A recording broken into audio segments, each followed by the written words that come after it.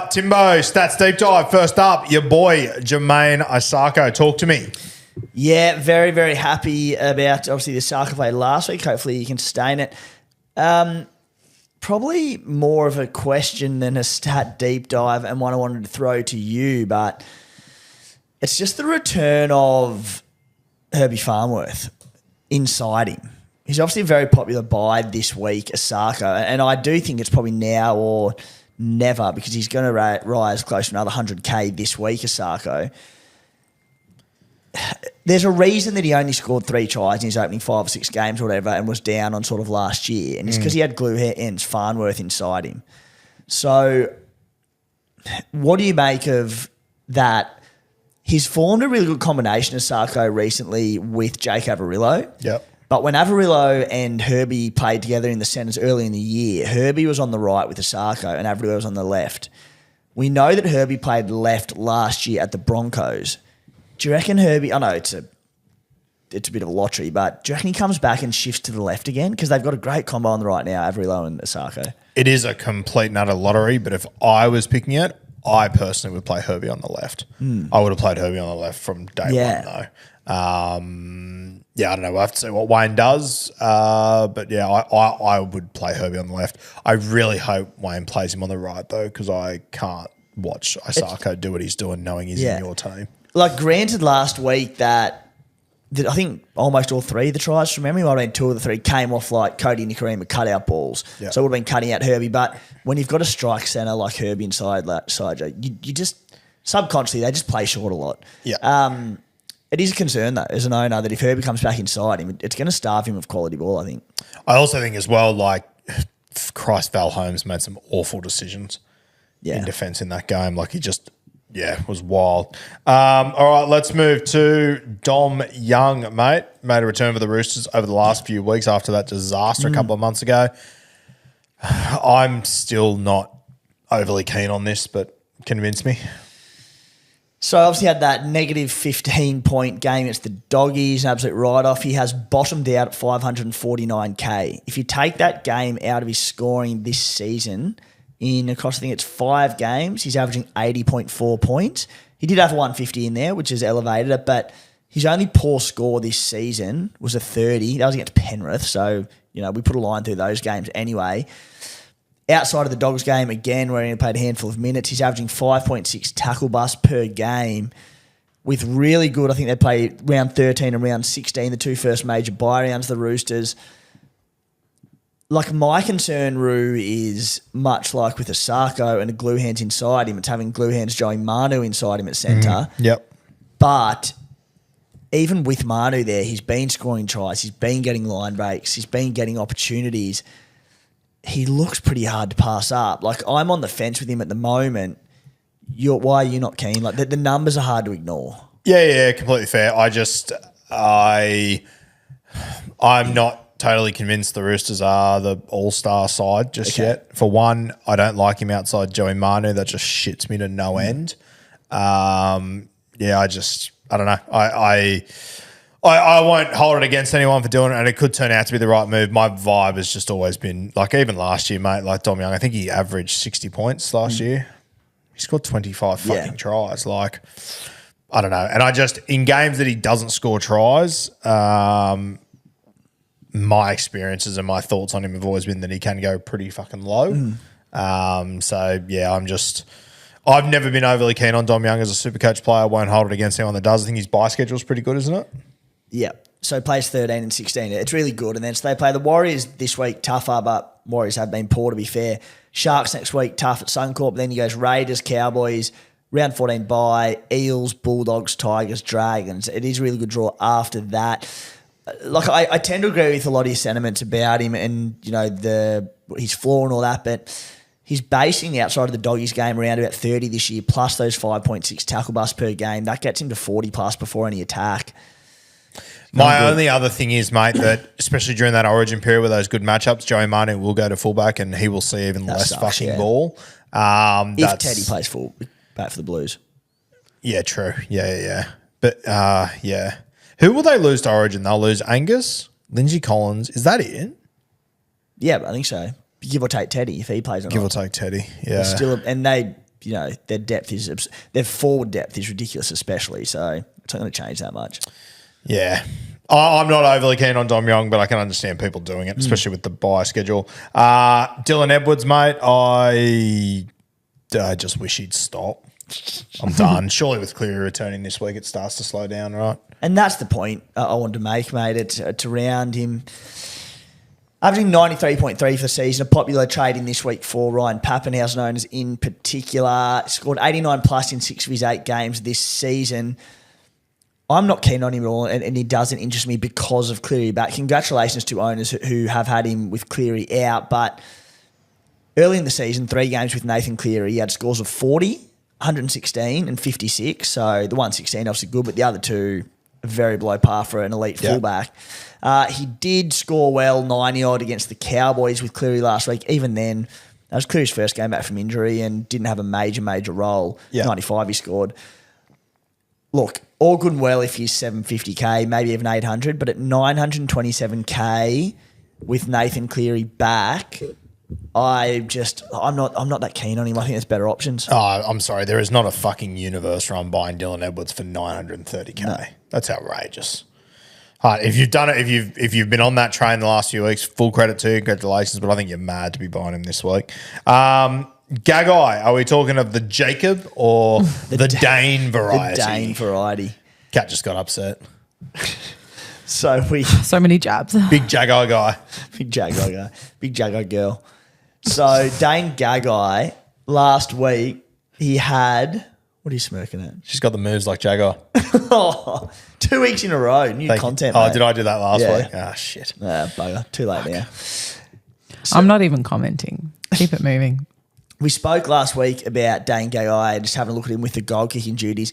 Look, it couldn't have been a worse game in terms of conditions, playing in that pool of water against the Warriors in Newey. 62 points, was pretty well entirely in base and power. He had 20 runs, 7 tackle busts, 16 tackles, and then his 3 conversions on top of it. At 651K, I think he plays around 13. In 7 games this season, he's had 2 tries and no try assists. He's had 4 line breaks and no line break assists. He's busting 5.3 tackles per game. It's the same thing every year, and you sit there, and I know you bought him last year, but you go, everything adds up to buy Dane Gagai. Why aren't we doing it? He's now kicking goals. Like, it's bloody appealing. Yep, for sure he is. Yeah, it's very hard to ignore. And he'll, mate, in 6 weeks' time, you could do the same thing and people will still be shocked. Yeah. People just refuse to look at him. It's bizarre, and especially with KP out now, as you mentioned, the goal kicking, but I think it makes them less left side dominant. Absolutely. And he's even starting to float around a little bit now too. So serious player. Like you said, with his base and power, we talk about Jacob Kiraz and how good he's in his base and power. Sure, it's a bit better than Gagai's, but Gagai averages 60 to 70. Now he had goal kicking to it. Like, God, it's a good case. Yeah, it's got to be considered. Next man up, we've got Mulitalo. Talk to me. Mulitalo owners have a big decision to make this week at 745K, break even 141. Huge start of the season, scores of 37 and 50 in recent weeks. There is no coincidence that has happened without Braden Trindle there. Daniel Atkinson has come in at the Sharks. We don't know how long Trindle's out for. Atkinson has looked really good, but Nico Hines has gone to another level and he's just getting so many touches of the ball. A lot of it's going down the right edge at the moment. If you're a Mulitalo owner with 3 brutal weeks upcoming, Storm, Roosters, Panthers, then they actually go Eels and Broncos, would you be selling? I'm so glad I don't have to make this decision. Same. Mate, I just think with Trindle out, that left side just isn't getting as much ball. So maybe. It sucks, but maybe. Yeah. It's like I don't know if you call it a luxury trade, but it's one that you'd be happy just to, ride the highs and lows for a little bit. But if you don't have any other pressing issues this week, which I don't think a lot of teams have big issues this week, I think it's a move. I think it's a play. Yeah, fair. Like people that are keen on Dom Young, you can make 200K just about on that trade. And yeah, I like it. Mate, the last name here, Cody Walker. I'm very intrigued what we've got here. Take it away. Cody Walker, mouth-watering price, $516K. Upcoming games against the Dragons, Cowboys, Eels, and Titans. We have no 5'8s that we're keen on. Everyone's struggling to find who to go with. The fact that I have zero interest in Cody Walker and the entire Bunnies team says it all about where the Bunnies are at the moment, mate, because his case could not be more appealing for a proven Supercoach 5'8 star. Yep. You just cannot go near the Bunnies at the moment. Yep, I can't do it. I'm not even going to entertain the thought. They're just like, I get to my write-up on the teams of a Tuesday and I'm putting it together. I get to the Bunnies at the moment. It's just like, how can you even consider anyone? Now lose Cam Murray, the heart of that pack. Now, I'm just going to add one more guy, and I've already spoken about him a little bit, but I just want to give you a little bit of a stats deep dive on my boy Josh Rogers. Now, it's all vibe. I think he can hold on to this spot long term. I really like him. Over the last few weeks in Q Cup, so in the last 2 weeks, he scored 2 tries. He had, in the last 5 weeks, he's had 4 try assists, 3 line breaks. He's breaking about 2 tackles a week or so. It doesn't make a stack of tackles. You're looking at like the 10 to 16 range. Over the last 5 weeks, though, his run meters, 145, 89, 112, 144, 150. So he's getting through a bit of work there. The big one, though, Timmy, who do you think's leading Q Cup for conversions? Josh Rogers. No. Yeah.